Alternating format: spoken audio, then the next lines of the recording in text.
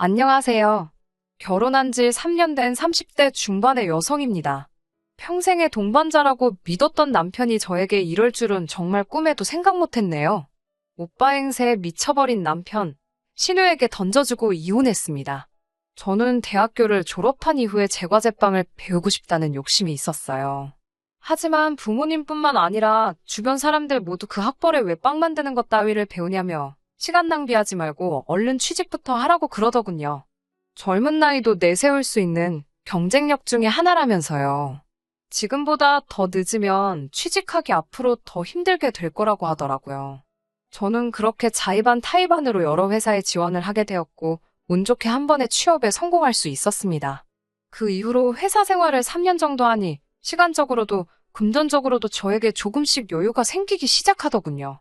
그래서 그제서야 평일에는 회사 생활을 하면서 주말에는 제과제빵 수업을 찾아 듣기 시작했습니다. 체력적으로 힘들긴 했지만 제과제빵이란 게 배우면 배울수록 재밌었고 제가 소질도 있더라고요. 그래서 언젠가는 제 카페를 차려서 제가 만든 빵과 디저트를 손님들에게 선보여야겠다는 꿈을 갖게 되었습니다. 제과제빵 학교를 수료하는데 2년의 시간이 걸렸고 그 이후 지인의 소개로 남편을 알게 되었습니다. 남편은 제가 근무하는 회사에서 멀지 않은 곳에 위치한 중견기업의 회계팀에 근무하고 있었어요. 사실 저나 남편이나 소개팅을 할 생각이 있던 사람들은 아닌데 오지랖 넓은 지인이 다리를 놔줘서 만나게 되었네요. 그 이후로 1년간 연애를 하고 결혼까지 하게 되었지요. 남편에게는 은퇴하신 시부모님과 철딱선이 없는 저보다 한 살 어린 신우가 있었습니다. 결혼 준비를 하면서 시댁의 재산 상태를 어느 정도 파악하게 되었는데 시부모님은 나라에서 나오는 연금과 남편이 보내주는 얼마간의 용돈으로 생활을 이어가고 계셨습니다. 당신들 명의로 집 한 채가 있다고 했고요.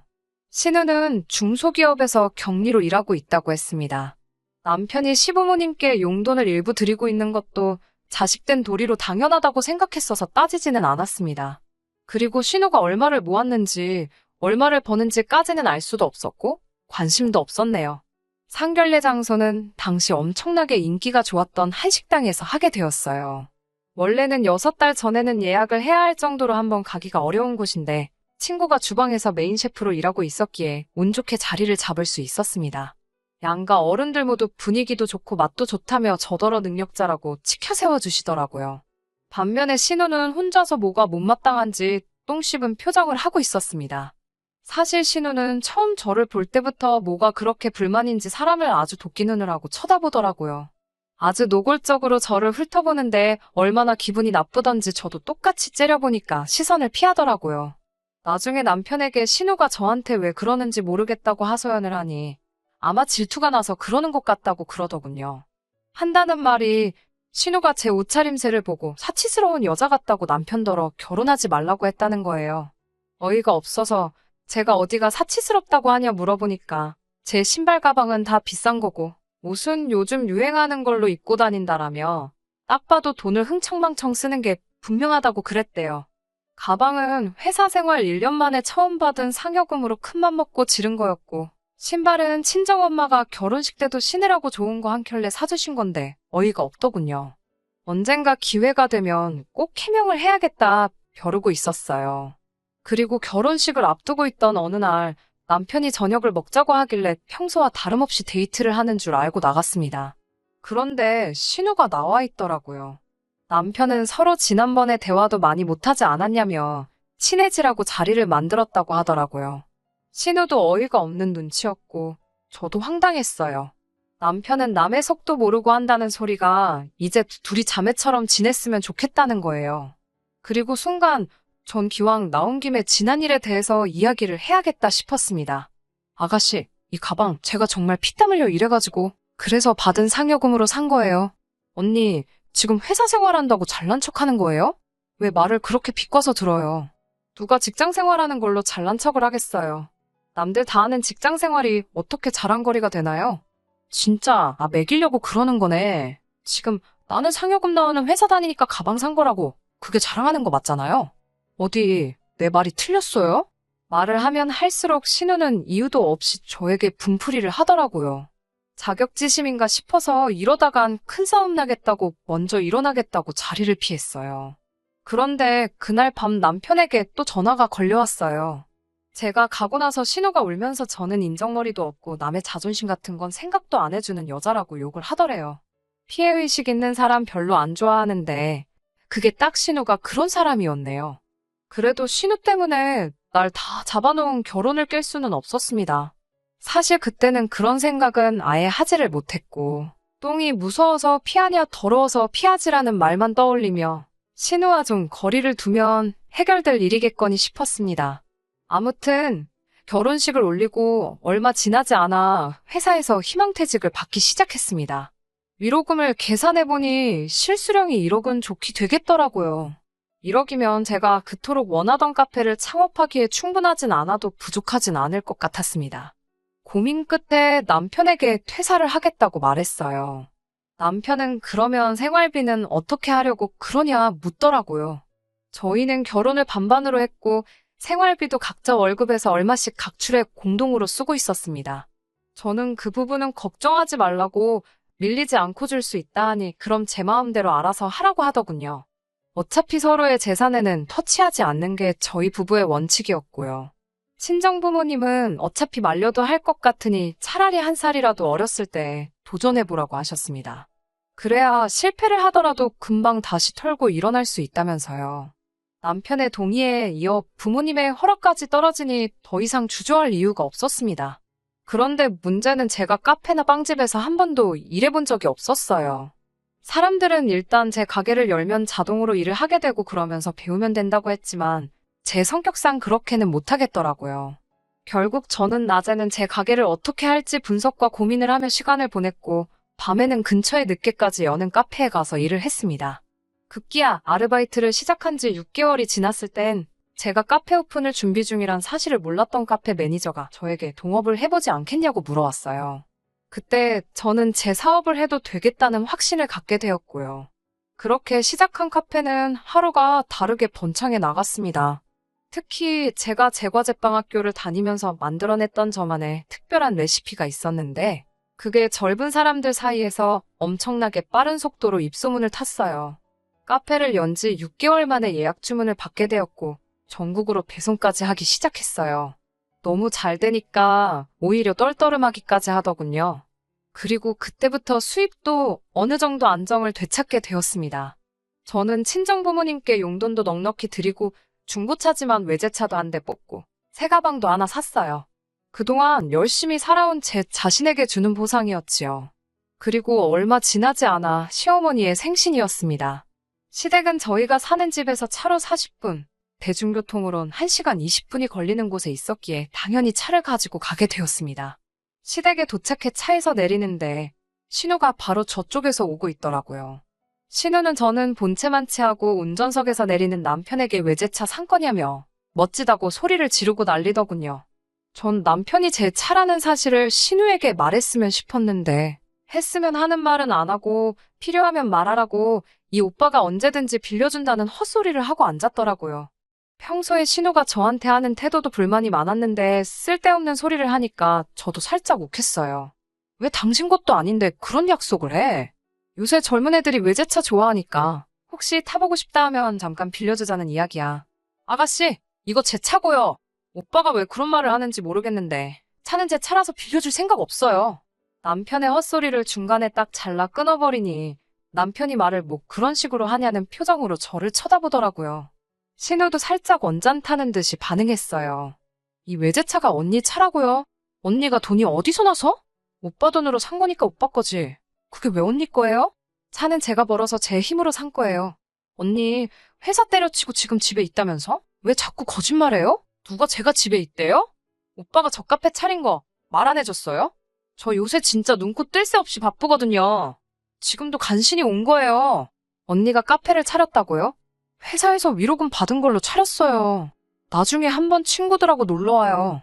장사가 잘 돼서 자리가 없을 수도 있으니까 올 거면 꼭 미리 전화하고 오시고요. 신우는 똥 씹은 표정을 하더니 아닌 척하면서 저를 또 위아래로 훑고 있더라고요. 남편은 한숨을 내쉬고는 저더러 왜 그렇게 신우기를 죽이냐고 그러더군요. 게다가 시어머니까지 저에게 잠깐 보자고 하시더라고요. 시어머니께서는 신우가 자존심은 강한데 마음은 여려서 상처를 잘 받는다 하셨습니다. 그러니까 신우 앞에서는 너무 잘난 척을 하지 말라면서 명품 가방 같은 것도 메고 오지 말고 시댁에 올 때는 웬만하면 대중교통을 타고 왔으면 좋겠다고 그러시더군요. 제가 드리는 용도는 입이 귀에 걸리도록 웃으시면서 고맙다고 받으셔놓고 좀 어이가 없었지요. 하지만 이런 일들로 제가 남편과 이혼을 생각한 건 절대로 아닙니다. 개념 없는 신우 이야기 저도 여기저기서 많이 들어봤기 때문에 내 신우도 그런 부류 중 하나려니 생각만 했어요. 시어머니의 말도 안 되는 억지도 팔은 원래 안으로 굽는다는 말을 생각하면 이해 못할 것도 없었고요.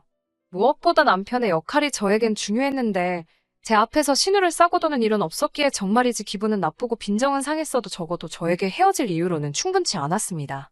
하지만 이런 저를 비웃기라도 하듯 남편은 제 뒤통수를 치려고 했어요. 카페를 연 지 1년 반이 좀 넘었을 때입니다. 어느 날 갑자기 아무런 예고도 없이 남편이 회사를 때려쳤다는 거예요. 앞으로 뭐 할 건데 상의도 없이 관뒀냐고 하니까 제 카페에서 일하면 안 되냐고 묻더군요. 황당하고 당혹스러웠습니다. 남편과 같이 일한다면 공과 사를 구분하기가 힘들게 뻔했으니까요. 저는 그건 안 된다고 시간이 걸리더라도 이직을 하라고 했어요. 제 벌이가 남편이 버는 것보다 좋았어도 장사로 버는 돈과 회사에서 받아오는 안정적인 수입이 차이가 있는 건 분명했으니까요. 하지만 남편은 뭐하러 돈 주고 직원을 쓰냐며 자기가 하면 인건비도 덜 들고 아무래도 생판 남한테 맡기는 것보다야 가족이 주인의식을 갖고 하는 게 더 믿음직스럽고 제가 더 편하지 않겠냐며 믿고 한번 맡겨보라고 그러더군요. 마침 카페에서 일하던 매니저가 고향으로 돌아가야 한다고 그만두고 싶다고 제게 말해왔던 차였고 결국 믿져야 본전이다 셈치고 남편에게 그럼 카페로 출근을 하라고 했습니다. 그리고 석 달쯤 지났을 때예요. 옆가게 돈가스 사장님이 다음 달에 계약 끝나면 문 닫고 이민을 가신다고 하시더군요. 사실 항상 옆가게까지 확장을 하면 좋겠다 생각하고 있었는데 그 이야기를 들으니 잘 됐다 싶었습니다. 처음에 오픈할 때 예산 문제도 있고 그래서 매장을 크게 오픈을 못했거든요. 게다가 저는 빵이 구워지는 걸 손님들에게 다 보이게끔 만들어놨기 때문에 오히려 손님들이 앉을 자리가 부족해졌지요. 건물주에게 물어보니 원하면 확장을 해도 된다 했습니다. 그동안 번 돈과 대출 약간이면 못할 것도 없겠다 싶었어요. 남편에게는 굳이 말하지 않았습니다. 제 이름으로 받아서 제가 갚는 대출인데도 어찌나 잔소리가 심한지 한 번 당한 적이 있었거든요. 나중에 확장공사 들어가면서 말해줄 생각이었지요. 그렇게 계약서 작성만 앞두고 있던 어느 날이었습니다. 제가 급하게 나오느라 수첩을 집에 두고 출근을 했다는 걸 알게 되었습니다. 더군다나 수첩에는 자세히는 아니어도 제가 그동안 개발한 메뉴들의 레시피가 적혀 있었고 대략적인 매상부터 시작해서 나름대로 저에게 중요한 정보들이 적혀 있었기 때문에 괜히 마음이 급하더라고요. 결국 직원에게 잠깐 가게를 맡겨놓고 집으로 다시 돌아왔어요. 그런데 회사 면접 보러 간다며 카페에도 안 나왔던 남편이 집에 있더라고요. 남편도 갑자기 제가 와서 놀란 눈치였어요. 그러더니 수첩을 꺼내 보이며 이것 때문에 왔냐고 묻더라고요. 다시 카페에 가봐야 해서 빨리 돌려달라고 했더니 제 수첩을 맘대로 다 읽어본 듯 하더라고요. 자기한테 상의도 없이 대출받아서 카페를 넓힐 계획을 가지고 있었냐고 따지더라고요. 자기는 회사 그만둘 때 저한테 아무 상의도 없었으면서 자기한테는 아무 말도 없이 그럴 수가 있냐며 아주 개거품을 물더라고요. 몇 달 일했으니 알지 않냐고. 가게가 작아서 손님들 컴플레인도 많은데 이참에 확장하려고 한다니까 제 말은 듣지도 않고 아직 계약서는 안 썼냐고 재차 확인을 해왔습니다. 남편이 도대체 무슨 이야기를 하려고 저러나 싶었지만 일단 저는 카페로 얼른 다시 돌아가 봐야 했기 때문에 더 이상 대화를 할 수는 없었어요. 그날 밤 카페 뒷정리까지 다 하고 나서 집에 오니 10시 가까이 되었습니다. 얼른 씻고 빨리 자야겠다는 생각뿐이었어요. 그런데 남편이 아까 이야기하자고 한 거 기억하냐며 이쪽에 와서 얘기 좀 해보자고 그러는 거예요. 도대체 왜 그러냐고 하니까 뜬금없이 신우가 저를 엄청 부러워한다 소리를 했습니다. 갑자기 왜 그런 소리를 하냐니까 신우가 1살밖에 차이 안 나는데 누구는 커피 팔면서 카페에서 사장님 소리 들으면서 돈 벌고 자기는 매일 회사에서 커피 타오라는 소리나 들으면서 돈은 돈대로 못 번다고 하소연을 하더래요. 그 말을 들으니 안 됐기도 하면서도 제가 뭐 딱히 해줄 말이 없더라고요. 남편은 제 눈치를 살살 보더니 그래서 말인데 가게 확장은 좀 늦추고 그 돈을 차라리 신우에게 좀 빌려주면 안 되겠냐고 그러더군요. 신우한테 내 돈을 왜 빌려주냐고 물었더니 신우도 카페를 차리고 싶다 했답니다. 손님들 커피 주문이나 받고 빵이나 계산해주면서 얼마나 편하게 돈 버냐고요. 신우의 그런 사고방식을 듣고 저는 너무 화가 났습니다. 남편도 얼마 안 되는 기간이지만 같이 일하면서 제가 얼마나 고생하는지 뻔히 봐왔으면서 신우의 그런 말에 반박도 하지 않았다는 사실도 굉장히 기분이 나빴어요. 그런 제 마음을 아는지 모르는지 남편은 이제 신우가 시집도 가야 하지 않냐며 좀 도와달라고 하더라고요. 당신은 모아둔 돈이 없냐? 그걸 왜 내 돈으로 도와주느냐고 물으니 남편이 우물쭈물 말을 못하더군요. 제가 남편과 비록 반반 결혼을 하고 있지만 그래도 아내로서 남편이 한 달에 평균적으로 얼마를 받는지는 대략적으로 알고 있었어요. 게다가 남편은 씀씀이가 큰 편도 아니라서 분명히 모아둔 돈이 있을 거라 믿었거든요. 그런데 모아둔 돈 없냐는 제 질문에 대답을 못하는 걸 보니 뭔가 있구나 싶었습니다. 저는 결국 남편을 다그치며 돈 다 어디다 썼냐고 물었고 남편은 기어들어가는 목소리로 이미 전부 신우한테 줬다고 하더군요. 황당하고 기도 안 차서 얼마를 줬냐니까 5천을 줬답니다. 그런데도 한 2천이 부족하다며? 그걸 저한테 빌려달라고 그런 거고요.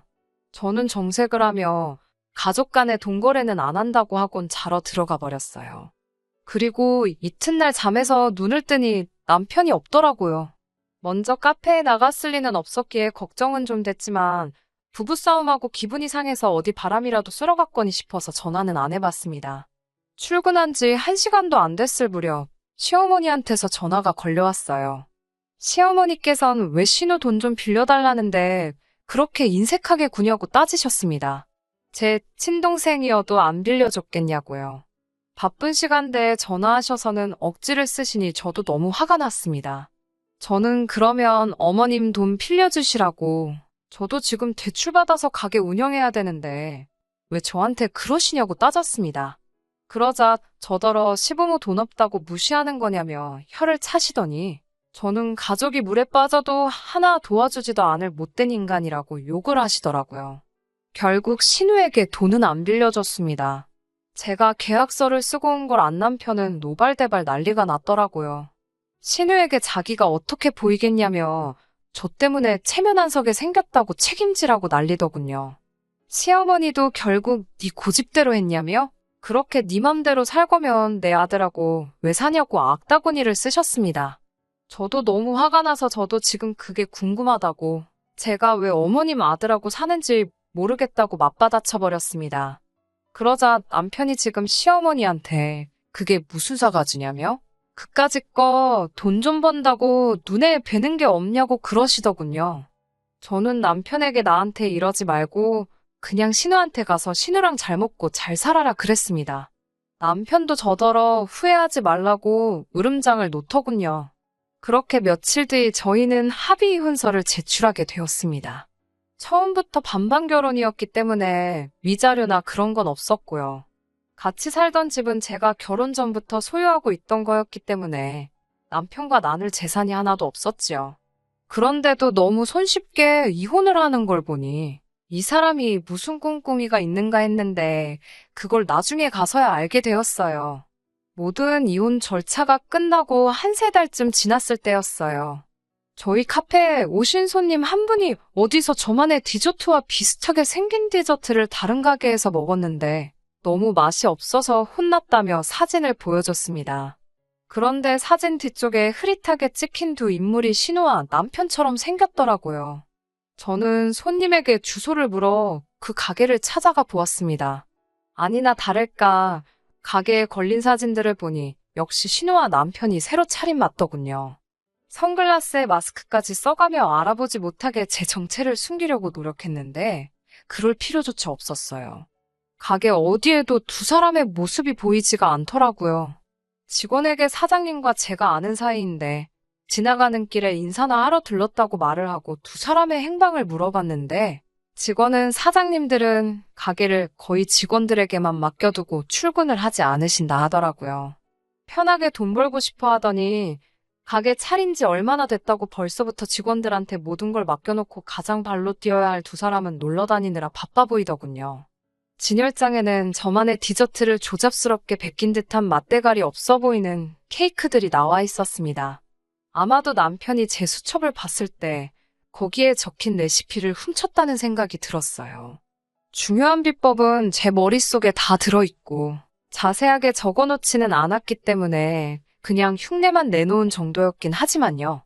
제 디저트가 대박이 나서 제가 돈을 벌고 있었으니 그걸 저렇게 흉내만 내서 팔면 자기들 카페도 대박이 날 거라고 생각을 했나 봅니다. 그때 와서 생각난 게 남편과의 이혼 과정이 너무 순탄했다는 거예요. 애초에 남편은 제 비법을 훔쳐서 신우와 가게를 차려 그 수입을 혼자 독차지하려고 했던 거라는 생각이 들었습니다. 한번 맛을 봤는데 어찌나 느끼하고 계란 비린내는 또 얼마나 심하던지 얼마안가 망하겠다는 생각이 강하게 들었습니다. 그리고 정확히 한 달 반 뒤 신우의 카페가 망할 줄은 알고 있었지만 설마 인터넷 기사에서 만나게 될 줄은 몰랐습니다. 케이크를 사간 손님이 안에 곰팡이가 피어있다며 신문사에 제보를 했더군요. 결국 얼마 지나지 않아 신우의 카페는 폐업을 하게 되었고요. 회사까지 때려친 남편이 시어머니 돈까지 탈탈 털어서 신우 가게에 몰빵을 했던 것 같은데 앞으로 어떻게 살아갈지 생각하니 저도 모르게 웃음이 실실 나오더라고요. 장사하는 사람들이 돈 편하게 번다고 생각하는 월급쟁이들의 말로가 어떤 건지 딱 보였어요. 두 사람이 가게에 매일같이 출근해서 장사를 했어도 잘 되었을 거라는 생각이 들지는 않았지만 말이에요. 제가 피땀 흘려 개발한 메뉴를 비슷하게 따라만 하면 돈은 자동으로 따라올 거라고 생각했다는 것도 이해가 되지 않았어요. 스스로 직접 뭘 해볼 생각은 없고 어떻게든 편하게 돈 벌 궁리만 했으니 그게 망하지 않는 게 더 이상한 일이겠죠? 신우가 정말 큰 뜻을 가지고 음흉하게 제 남편을 꼬드기는 게 아니고 저에게 도와달라 부탁을 해왔으면 그때는 이야기가 달랐을 수도 있었을 거예요. 그놈의 자존심이 뭔지 아무리 새언니라지만 시자짓을 해야만 적성이 풀리지 자존심을 숙이기는 싫었는가 봅니다. 남편에게 정이라도 남아있었다면 하다못해 맛이 어디가 이상한지 수정된 레시피를 줬을 수도 있었을 거예요. 안타깝게도 오만정이 다 떨어져서 그런 수고까지 해야 하는 이유도 모르겠네요. 아무쪼록 두 사람이 열심히 노력하고 연구해서 알아가면 좋겠습니다. 신우와 남편을 찾아가 조만간 제 가게들이 타 지역에 지점을 2개나 내게 되었다는 사실도 말해줘야겠어요. 자기들은 쫄딱 망했는데 제 성공담을 들으면 얼마나 배 아파할까요? 한 방 더 먹여줄 그날만 기다리면서 저도 초심을 잃지 않고 열심히 장사를 하려고 합니다. 끝까지 들어주셔서 감사합니다. 오늘의 사연은 여기까지입니다. 구독과 좋아요, 알람 설정 부탁드리고 더 좋은 사연으로 다시 찾아뵙겠습니다. 감사합니다.